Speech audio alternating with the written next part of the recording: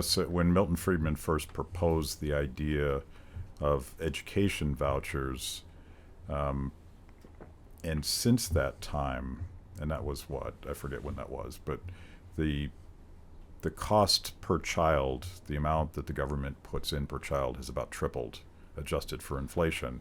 And it's all overhead. It's all administrative. Yep. It's all bureaucracy. That money's not going to teachers. It's certainly not rewarding teachers who serve students. But that also creates a political incentive to fight you guys tooth and nail if you try to fix it.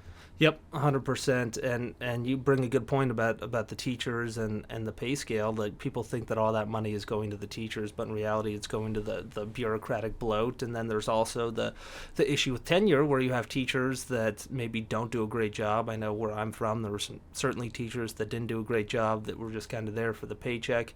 And then you had a teacher that was there, that was passionate, that stayed after school late, that was there in the summers, that was calling these kids at home. He got paid the same amount of money or less than the teacher that didn't do anything at all. Yeah. So there was no incentive really for the teachers to get better and improve their students' educational experience either, because it's all one size fits all. It's all based on how long you've been there, not on the quality of education that you provide to your kids. Yeah. So we don't have the details buttoned down, but we're talking about putting together a tour this summer in Montana, featuring in part the documentary we made, Sick Year, which is really, it's looking at the last 2 years through the eyes of 4 or 5 moms who really wanted the public system to work for their children, and they also just sort of took on the responsibility for themselves, and some homeschooled, but others created pods. And